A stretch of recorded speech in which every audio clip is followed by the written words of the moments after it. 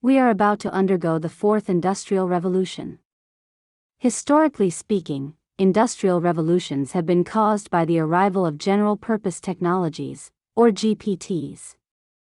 For example, the first industrial revolution was triggered by the invention of steam engines, which could be utilized for various uses, such as weaving cloths, moving trains, and sailing ships.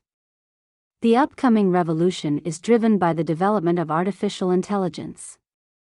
Generative AI, particularly large language models, are dramatically transforming how we work and live. Though it's quite certain that things are changing fast, it is impossible to predict the future. In the face of volatile situations, what we need to do is not to predict the future, but to return to basics and understand the fundamental principles. The specifics are constantly changing, but if you grasp the essence, it will be a reliable foundation to make better decisions. Now that intelligence is no longer a human monopoly, we need to know what intelligence actually is, and understand the potential of AI, in comparison with the human brain. What are the similarities and differences between human intelligence and machine intelligence?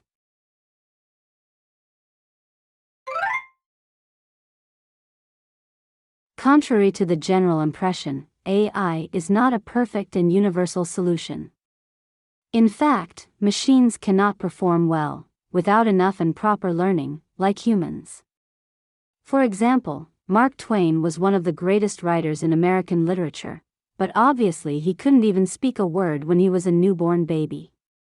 He needed to absorb vocabulary and learn grammatical rules, by being exposed to English spoken by people around him, listening to his mother read aloud, and having his mistakes corrected by his teacher. He might have said, "I go to the park," and his mother might have corrected him by saying, "You went to the park, right?" Similarly, machines cannot generate sentences without sufficient learning. For example, large language models learn vast amounts of text data from various sources, papers, literatures, news articles, descriptions in encyclopedias, and so on. The data size is equivalent to 10 million books. From this massive dataset, the algorithm extracts correct sentence patterns. The same is true for image recognition algorithms.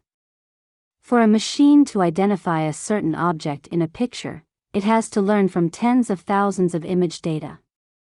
As of 2024 at least, AI can only function well when it has properly learned from huge amount of data. By contrast, a human child doesn't have to read 1,000,000 books to speak a language, or train on thousands of pictures of apples to identify the fruit. Some people have the unrealistic expectation that AI can easily solve everything, but to build and fine-tune AI, we have to prepare an enormous volume of data and get machines to efficiently learn from it.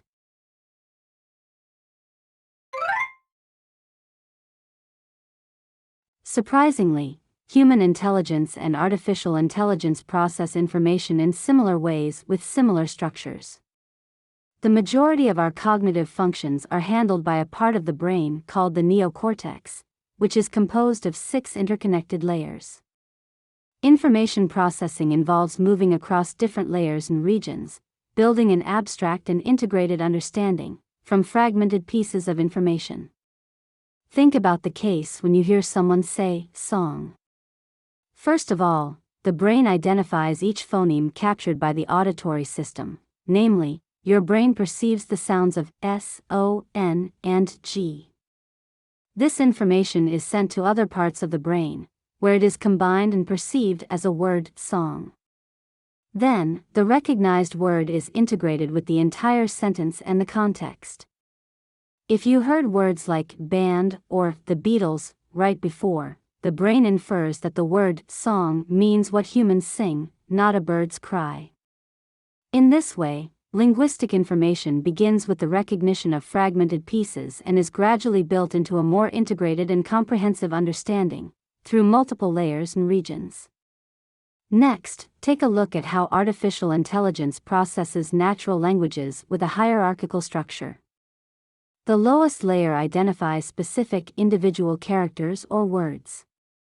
As it moves towards the upper layers, the processing becomes more comprehensive and abstract, integrating co-occurring words, the underlying context, and so on. Why are they so similar to each other? It is because the foundation of the latest machine learning technologies was inspired by the structure and functions of the human brain. In a sense, the development of computer science is the result of our challenges to reproduce human brain functions, with silicon and mathematics.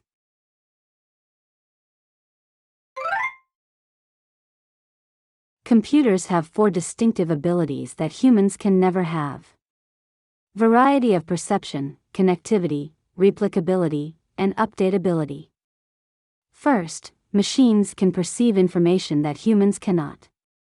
For example, a human driver can only rely on visible light within the range of infrared and ultraviolet to understand the surroundings. However, a self-driving car detects a wide variety of information, such as laser light and supersonic waves, when it's equipped with necessary devices. Second, computers can be connected to each other. Since humans are separate individuals, human drivers cannot communicate to each other instantaneously. When 2 vehicles are about to collide, the drivers cannot avoid it by telling each other to turn right. Unlike human drivers, self-driving algorithms are not separate entities. They are part of a single network connected on the internet, so they can communicate to each other to drive safely, smoothly, and efficiently. Even if you are the best driver in the world, you will fall far short of self-driving algorithms for a single reason: that you are not connected with other vehicles. Thirdly, machines can be replicated. Imagine how much it would cost to produce one capable doctor. He or she takes more than 20 years to mature, and has to finish the whole expensive course at a medical school. Despite such a huge cost, the doctor has to retire after 40 to 50 years. Therefore, society has to spend the cost of producing a capable doctor all over again. By contrast, machines and algorithms can be replicated instantly and inexpensively. It may take years and billions of dollars to train an algorithm for medical diagnosis, but once the final product is achieved, it can be mass-produced and deployed at hospitals all over the world. Furthermore, every time a new medical paper is published, these algorithms can easily be updated simultaneously, while human doctors are too busy working, playing with their children, and doing the housework to read all these papers. In the face of such substantial differences in performance, where will there be room left for human workers?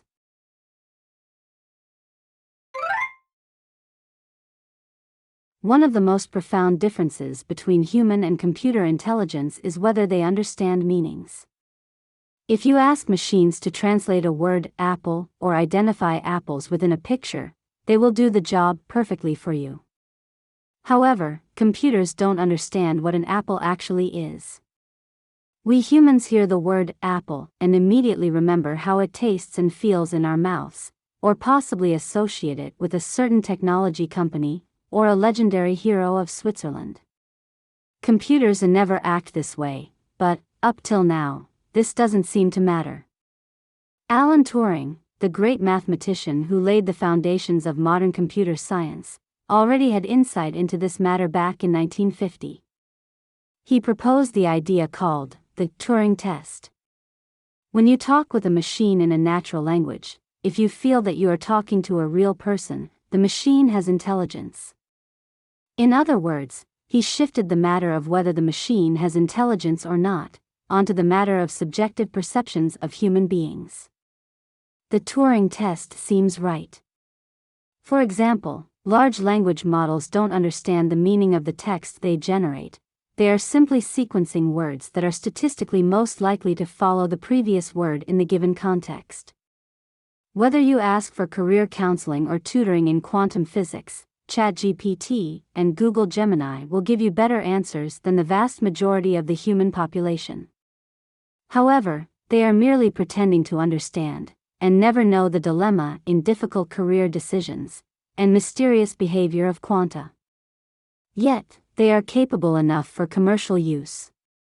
In conclusion, it makes little sense to consider which intelligence is better than the other. The CEO of NVIDIA, Jensen Huang, said, "Some worry that AI may take their jobs. Someone who is an expert with AI will." What truly makes sense is to utilize computer intelligence to effectively complement human intelligence, which requires a profound understanding of the features and differences of these two types of intelligence.